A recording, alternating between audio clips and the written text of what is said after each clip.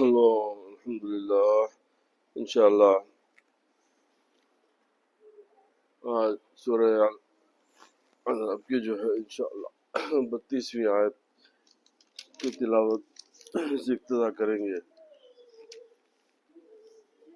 قل من حرم زینة اللہ التي أخرج لعباده والطیبات من الرزق قل وهي للذين آمنوا في الحياة الدنيا خالصة يوم القيامة كذلك نفصل الآيات لقوم يعلمون.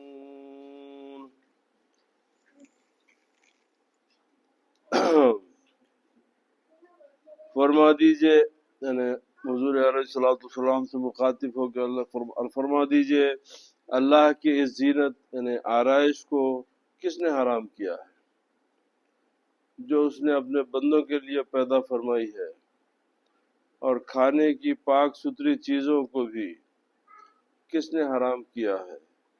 فرما دیجئے یہ سب نعمتیں جو اہل ایمان کی دنیا کی زندگی میں ہیں قیامت کے دن بالخصوص انہی کے لیے ہوں گی. اس طرح ہم جاننے والوں کے لیے آیتیں تفصیل سے بیان کرتے ہیں. اب اس بارے میں فرمایا گیا ہے کہ یہ آیت کا جو شان نزول ہے وہ یہ ہے کہ دور جاہلیت میں، دور جاہلیت کب سے مراد اسلام کا جو پہلے کا دور ہے وہ دور جاہلیت ہوتا. دور جاہلیت میں لوگ صرف تھوڑا سا بقدر کفایت کھانا کھاتے تھے اور حج کے دنوں میں چکنائی نہیں کھاتے تھے.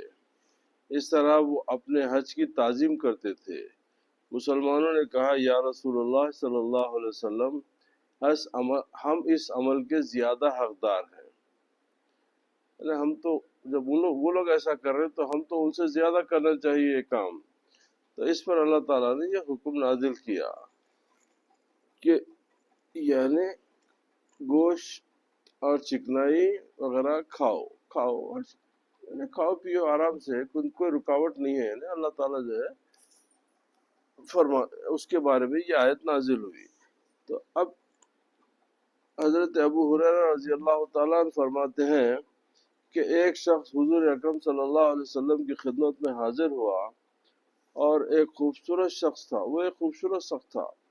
اس نے کہا یا رسول اللہ صلی اللہ علیہ وسلم میں ایک ایسا آدمی ہوں کہ مجھے خوبصورتی پسند اور محبوب ہے، اور آپ دیکھ ہی رہے ہو جو مجھے دیا گیا ہے، یعنی آپ خود جانتے کہ میں خوبصورت ہوں.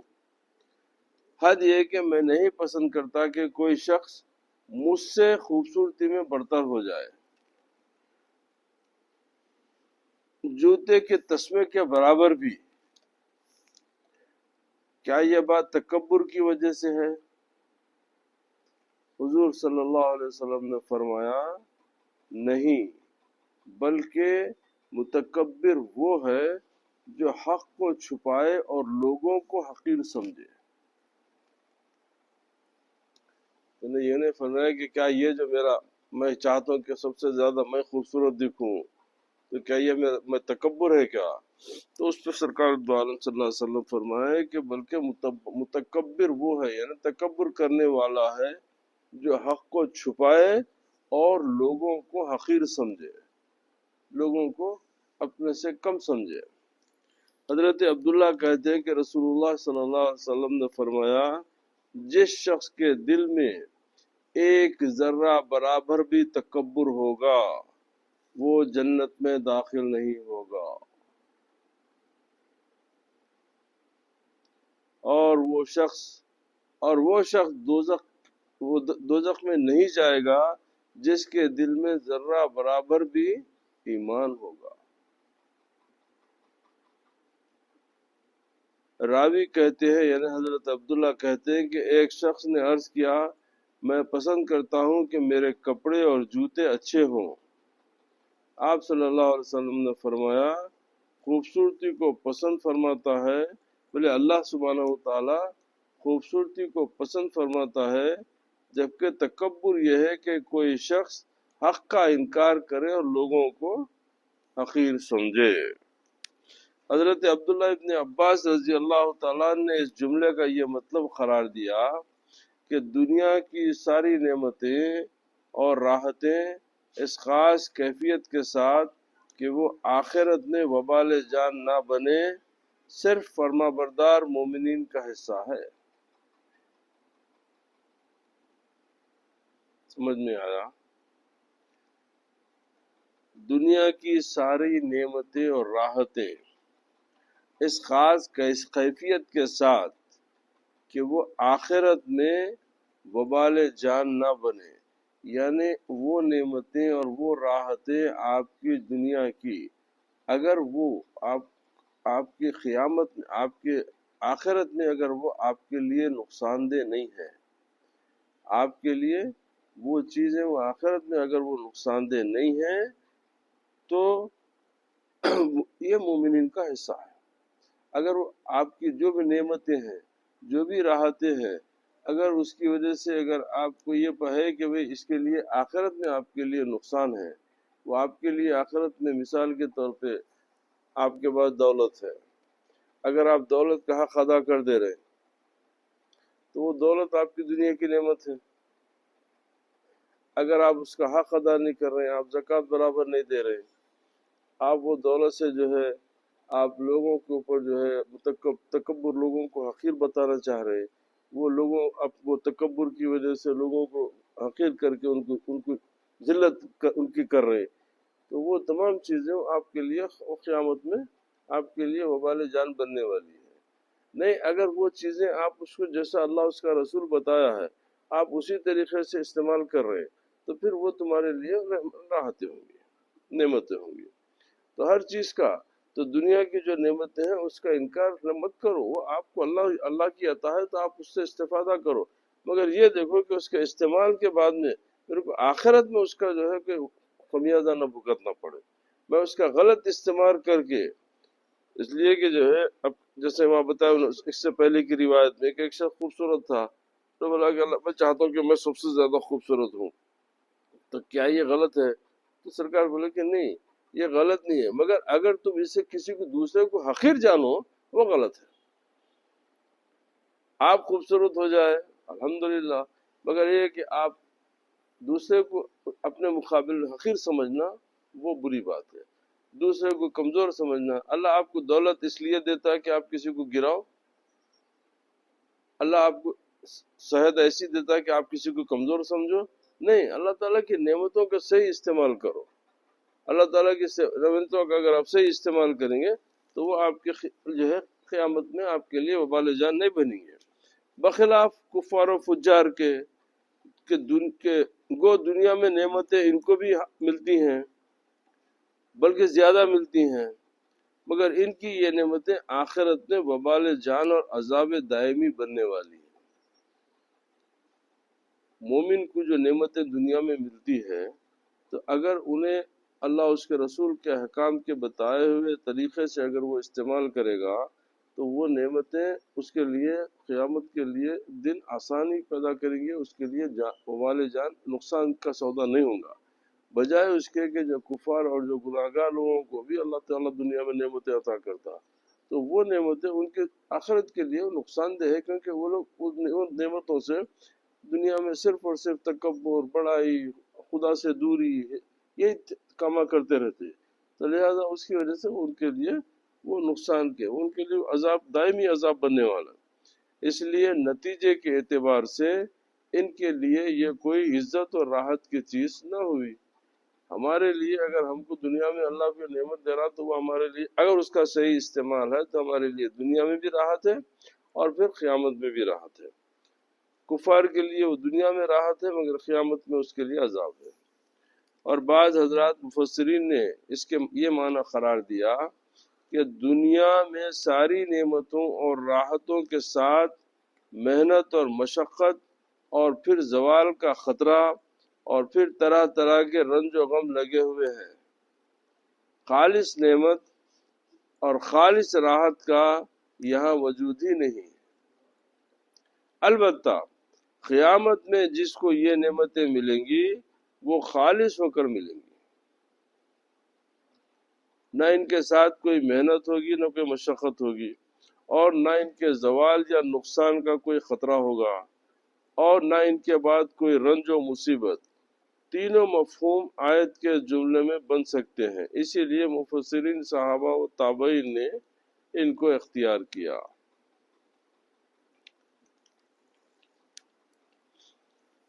اور اس کے بعد فرماتا ہے قل انما حرم رب الفواحش ما ظهر منها وما بطن والاسم والبغاء بغير الحق وان تشرك بالله ما لم ينزل به سلطانا وان تقولوا على الله ما لا تعلمون۔ آپ فرما دیجئے میرے رب نے تو بے حیائیاں حرام فرمائی ہے، جو ان میں کھلی ہیں اور جو چھپی، اور گناہ اور ناحق زیادتی، اور یہ کہ اللہ کا شریک کرو جس کی اس نے سند نہ اتاری، اور یہ کہ اللہ پر وہ بات کہو جس کا علم نہیں رکھتے۔ تو اس کے بارے میں یہ ہے کہ اب میرے رب نے تو بے حیا حرام فرمائی ہے، اللہ تعالیٰ بے حیائی کو حرام فرما دیا کہ آپ بچو بے حیائی سے۔ تو جس طرح کبیرہ گناہ ہے، جس طرح زنا وغیرہ یہ تمام چیزیں بے حیائی ہے، جو ان میں کھلی برے ہیں اور جو چھپے گناہ ہیں۔ اور گناہ یعنی معصیت اور لوگوں پر ناحق زیادتی وہ ظلم ہے کہ اللہ سبحانہ و تعالیٰ کا شریک کرو۔ جو بات اللہ نے بتایا وہ کیوں کرتے ہیں آپ؟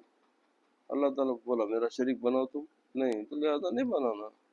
جس کی اس نے سند نہ اتاری، یعنی شرک کرنے کی کوئی دلیل نہیں ہے، اور یہ کہ اللہ پر وہ بات کہو جس کا علم نہیں رکھتے۔ جو بات اللہ تعالیٰ اپنے لیے فرمایا آپ کو وہی بات کرنے کا حکم ہے، جس بات کا آپ کو حکم نہیں ہے اور وہ بات کہنا بری بات ہے، یعنی کسی چیز کو حرام کہنا، کسی کی حرمت وغیرہ کا تمہیں علم جبکہ علم ہی نہیں ہے۔ وَلِكُلِّ أُمَّةٍ أَجَلٌ فَإِذَا جَاءَ أَجَلُهُمْ لَا يَسْتَأْخِرُونَ سَاعَةً وَلَا يَسْتَقْدِمُونَ۔ اور ہر امت کے لیے ایک وقت ہے، ہر امت کے لیے ایک وقت ہے، پھر جب ان کا وقت آ جاتا ہے تو وہ ایک گھڑی نہ پیچھے ہوتے ہیں اور نہ آگے ہوتے ہیں۔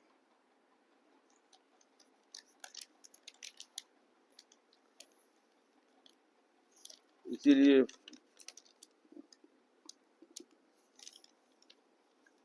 ہر امت کے لیے ایک وقت ہے، پھر جب ان کا وقت آ جاتا ہے تو وہ ایک گھڑی نہ پیچھے ہوتے ہیں نہ آگے ہوتے ہیں۔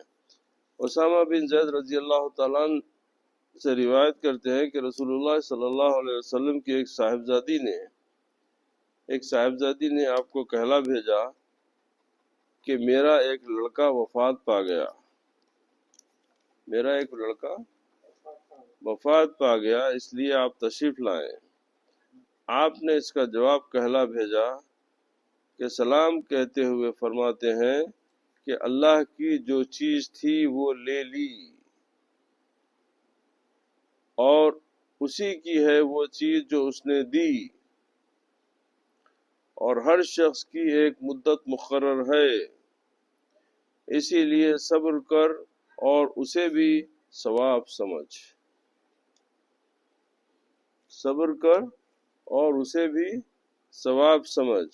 آپ کی صاحبزادی نے پھر آپ کے پاس آدمی قسم دیتے ہوئے بھیجا کہ آپ ضرور تشریف لائیں، تو آپ کھڑے ہوئے اور آپ کے ساتھ حضرت سعد بن عبادہ، معاذ بن جبل، ابی بن کعب، زید بن ثابت اور کچھ لوگ تھے۔ وہ لڑکا رسول اللہ صلی اللہ علیہ وسلم کے پاس لایا گیا اور اس کی سانس اکھڑ رہی تھی۔ راوی کا گمان ہے کہ گویا وہ ایک مشک تھی، بس آپ کی دونوں آنکھیں بہنے لگیں۔ حضرت سعد نے عرض کیا یا رسول اللہ صلی اللہ علیہ وسلم یہ کیا ہے؟ آپ نے جواب میں فرمایا یہ رحمت ہے۔ یہ رحمت ہے، یعنی غم میں آنکھ سے آنسو نکلنا یہ رحمت ہے، چیخنا چلانا وہ منع ہے، مگر آپ اگر غم میں آنکھ سے آنسو نکل رہے ہیں تو بولے یہ رحمت ہے جو اللہ تعالیٰ نے اپنے بندوں کے دلوں میں پیدا کی ہے، اور اللہ سبحانہ و تعالیٰ رحم کرنے والے بندوں پر ہی رحم کرتا ہے۔ ایک حدیث بھی اس کے بعد میں ہے کہ اللہ تعالیٰ وہ کہ اگر تم کسی پر رحم نہ کرتے تو پھر اللہ بھی تم پر رحم نہیں کریں گا۔ مطلب یہ ہے کہ تم بھی اللہ کی مخلوق کے ساتھ رحم کا اچھا برتاؤ کرو تاکہ اللہ سبحانہ و تعالیٰ بھی تمہارے ساتھ ویسے ہی برتاؤ کرے۔